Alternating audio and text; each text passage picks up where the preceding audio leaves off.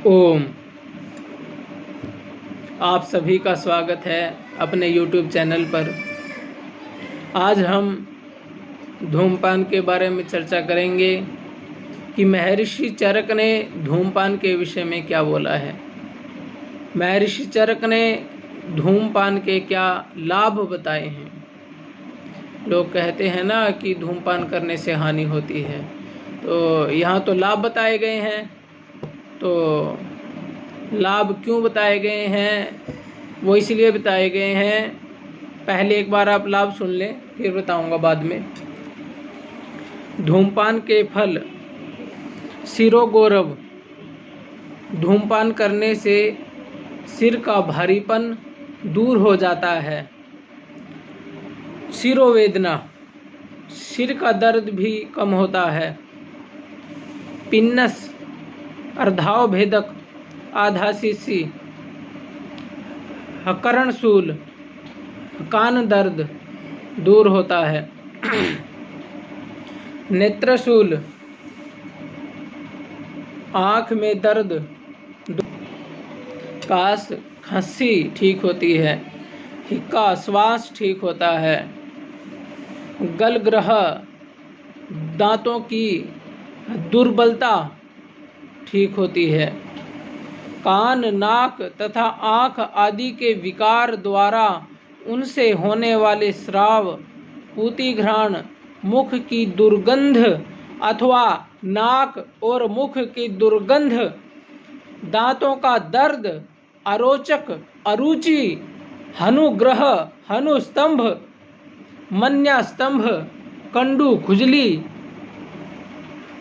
कृमि, कीड़े, पांडुरोग, मुख से श्लेष्म प्रेषक अर्थात लार टपकना, धूमपान करने से ये ठीक होते हैं। आगे, स्वर भेद, गले का फटना, गलसुंडी, टोंसिलिटी, टोंसिल ठीक होते हैं। उपजीविका, खालित्य, गंजापन, पिंजरता, बालों का श्वेत होना, केश पतन, बालों का गिरना, छींके आना, अति तंद्रा, अधिक आलस्य आना दूर होता है। बुद्धिमोह, बुद्धि की यथावत प्रवृत्ति न होना, अति निद्रा प्रभृति रोग धूमपान से शांत हो जाते हैं। और बालों, कपालों अर्थात मस्तिष्क, इंद्रियों तथा स्वर का बल बढ़ता है तथा धूमपान करने वाले पुरुष को जत्रु संधि के ऊपर के प्रदेश में होने वाले विशेषतः सिरोगत वात कफजन्य बलवान रोग भी नहीं होते। वातज रोग और कफज रोग सिर के नहीं होते।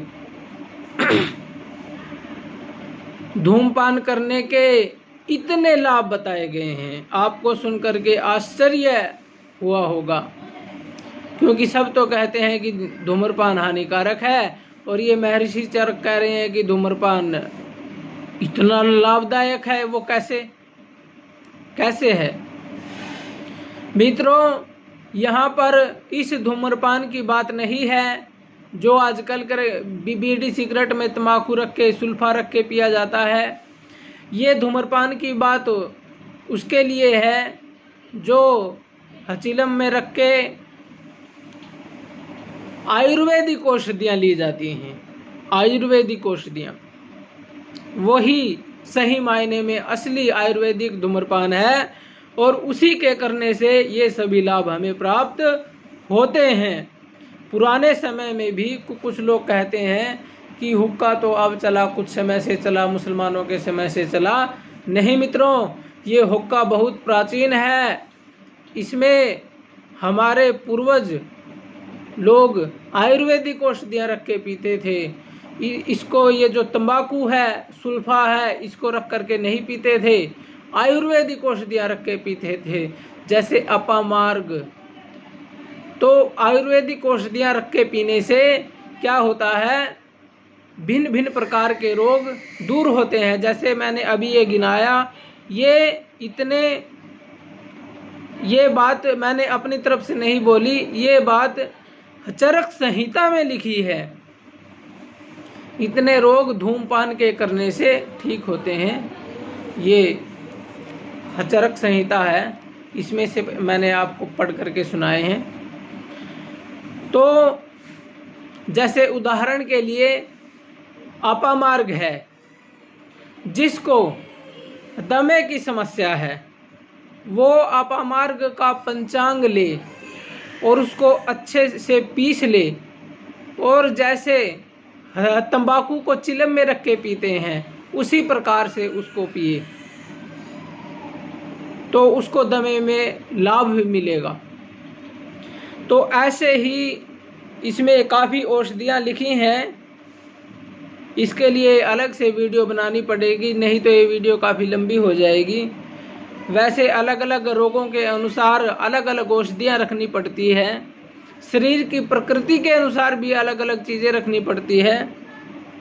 जैसे इसमें अभी सामान्य रूप से रेणुका, प्रियंगू, बड़ी इलायची, नागकेसर, नखी, गंधवाला, लाल चंदन, तेज पत्र, दालचीनी, छोटी इलायची, खस, पद्माख, मुलहटी, जटामासी, गुग्गुल, अगर, खांड, बट की छाल, गुल्लर की छाल, पीपल की छाल, पलक्ष की छाल, लोध इत्यादि औषधियाँ लिखी हैं। तो ये आप किसी से सीख लें कि इनको कैसे बनाते हैं, या कुछ आयुर्वेदिक कंपनियां आयुर्वेदिक धूमपान भी बनाती हैं, तो आप वो ले सकते हैं। इसके विकल्प में जो आजकल लोग पीते हैं तंबाकू, उसके विकल्प में आप ये आयुर्वेदिक धूमपान का सेवन कर सकते हैं, इससे लाभ मिलेगा। और जो ये आप दुकान से खरीद करके पीते हैं,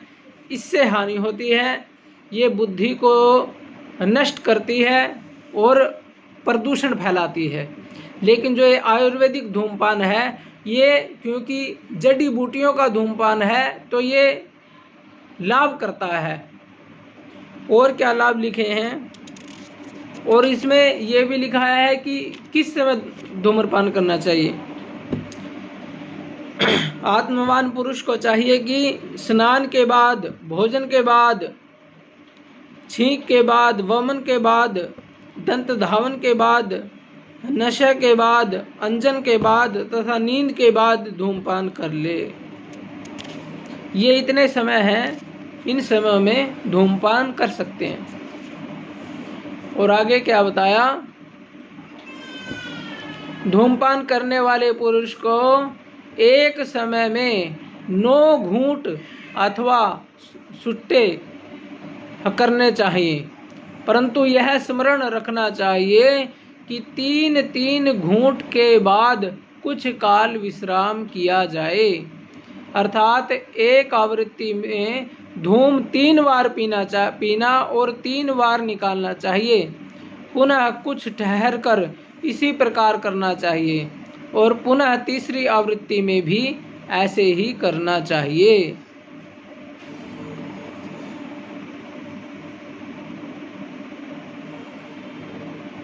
बुद्धिमान मनुष्य को चाहिए कि प्रायोगिक धूम को ऊपर लिखित 8 कालों में से 2 काल में ही करे।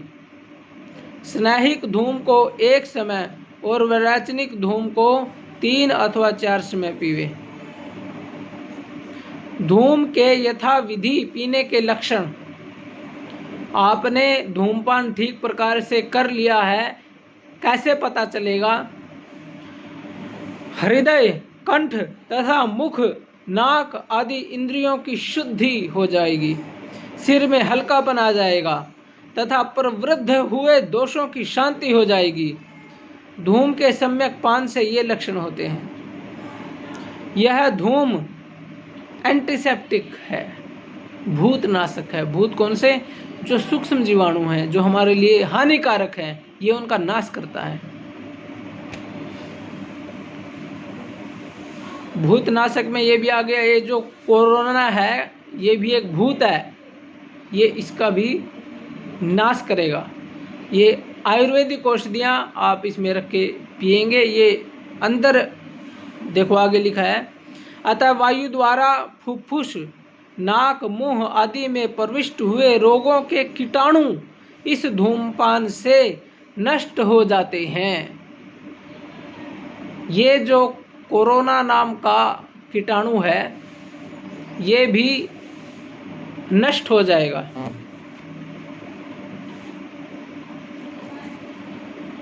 तो ये आपको आज धूम्रपान के बारे में थोड़ा सा बताया। इसको आप किसी से सीख लेवें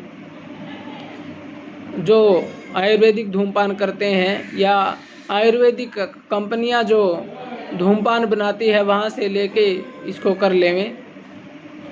तो अगर कुछ पूछना हो तो आप कमेंट बॉक्स में लिख करके पूछ सकते हैं। सभी का धन्यवाद। यदि वीडियो अच्छी लगे तो वीडियो को शेयर करें और चैनल को सब्सक्राइब कर लेवें। ओम सम।